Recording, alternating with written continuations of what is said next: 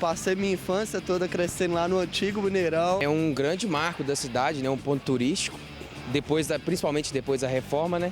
Apesar de ter perdido um pouco daquela essência, né? Da massa mesmo popular, hoje o futebol ficou uma coisa muito cara para se ir, né? Mas eu acho que, como ponto turístico da cidade, eu acho que foi bem bacana a reforma em si. Qual que é a sua melhor memória, assim, quando fala do Mineirão? É os 3 títulos brasileiros do Cruzeiro que eu pude ver no Mineirão, né?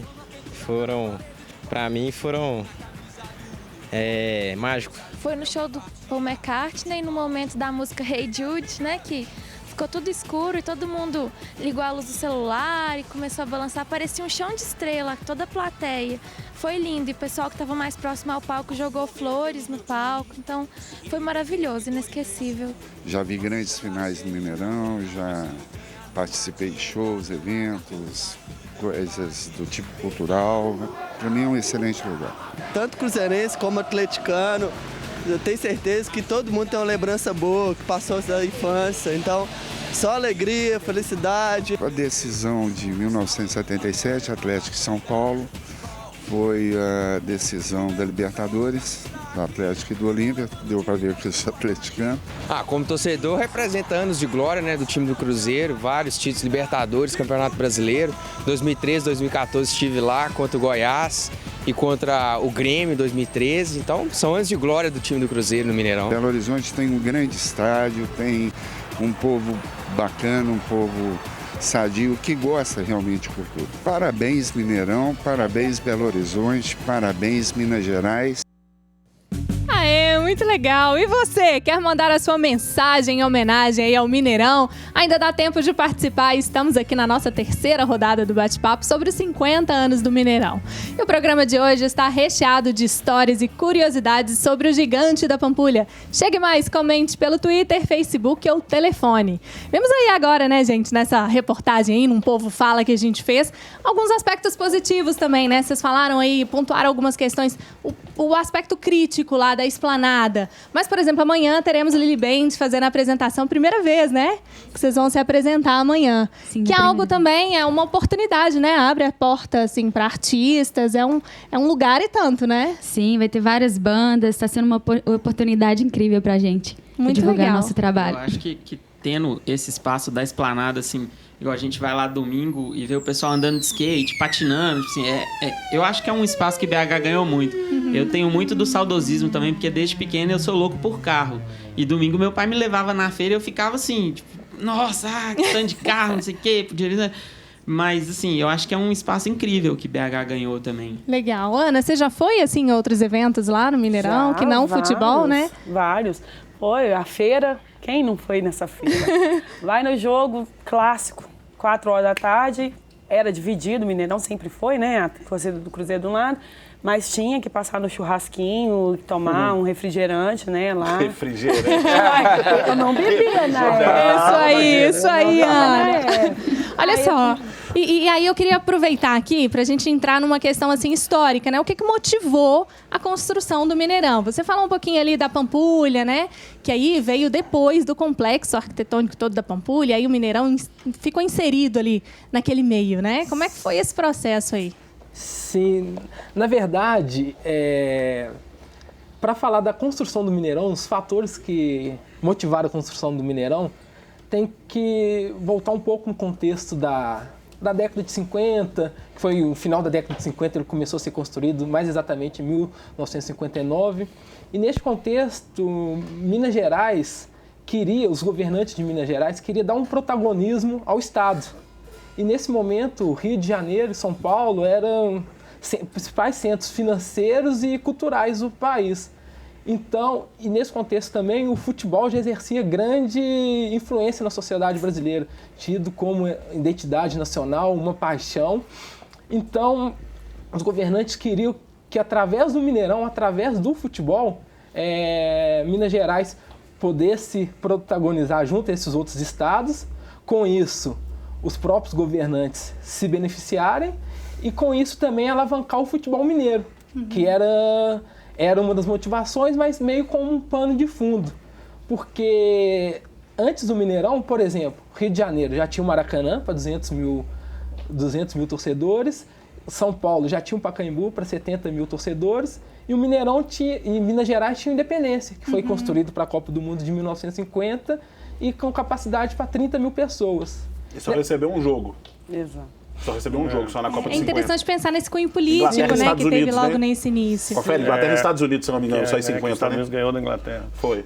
E nessa época, como que não havia patrocínio, as principais rendas para pagar, a principal fonte de renda dos clubes para pagar os jogadores era a própria bilheteria. Era isso que a gente estava falando um pouco até, né? Que hoje fica mais caro até e frequentar fica mais caro, porque tem essa questão aí do patrocínio também. E nessa época a bilheteria era a principal fonte de renda dos clubes. E o Rio de Janeiro e São Paulo, com grandes estádios e, consequentemente, com grande arrecadação, conseguia formar as principais equipes, tinha as principais equipes, os principais jogadores, formar as principais seleções, e os clubes de Minas não conseguiam manter seus jogadores, que frequentemente ia para os times dessas capitais ou até mesmo para outro país. Então era um justificativo também, um estádio grande, aumentar a arrecadação e com isso acender o futebol mineiro e os clubes de Minas Gerais. E conseguiu, né? Conseguiu. Concluindo essa história, inclusive, em 65 o Mineirão foi inaugurado. Sim. Aí jogou a seleção mineira com a seleção do River Plate da Argentina, a seleção mineira ganhou. Certo? E no ano seguinte o Cruzeiro levanta a primeira grande taça trazendo toda a atenção para Minas Gerais e transformando Minas Gerais literalmente, colocando Belo Horizonte no mapa mundo do futebol. E essa primeira taça foi nada mais, nada menos. Que a Taça Brasil em cima do Santos de Pelé. Primeira glória do Mineirão, a primeira grande conquista do Cruzeiro. E também, nesse período também, além da Taça Brasil, que o Cruzeiro ganhou, quebrando a hegemonia dos clubes de São Paulo, do Rio e de São Paulo, Minas Gerais não tinha jogadores na seleção. A seleção era formada basicamente com jogadores de Rio e São Paulo.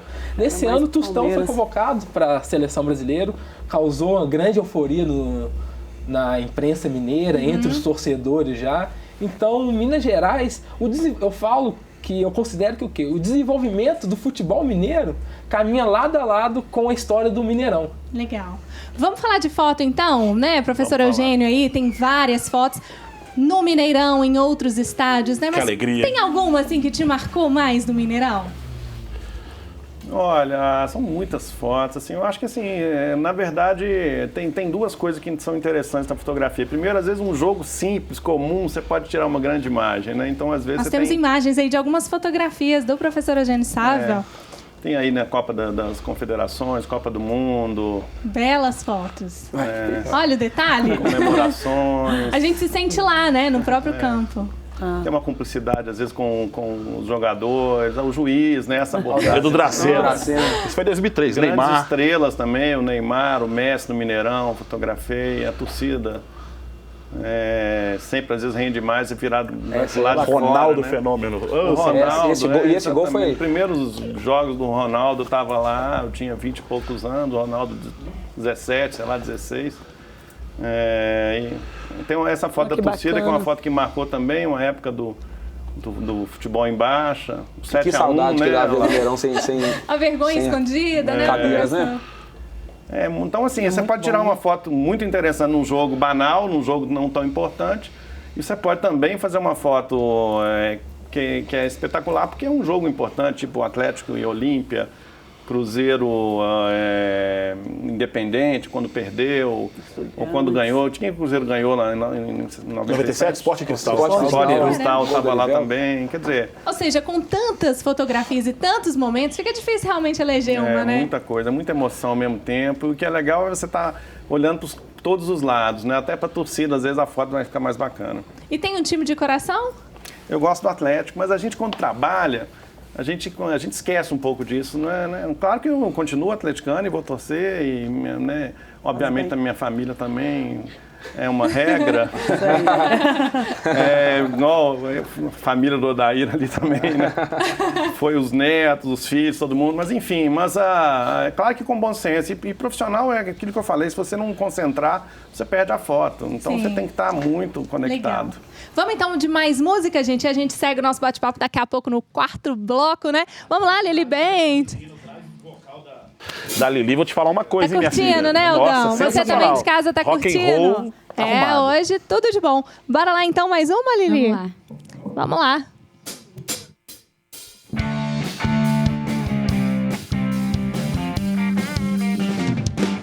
I love you, but I gotta stay true. Mama's got me on my knees, I'm begging, please stop playing, yeah. I don't know what to do, baby, got me good, just like you. I don't know what to do, baby, to you where I'm under your stay, yeah. You got me begging you for mercy, I want you to leave, you got me begging you for mercy, I want you to leave. I said release, yeah. Now you think that I will be something on the side, where we got you understand, honey, something who can take my head. Yes, I don't know what this is, baby, got me good, just like you. I don't know what to do, baby, to where I'm ready, yeah. You got me begging you for mercy, I want you to release me, you got me begging you for mercy, I want you to release me. I said release me, yeah.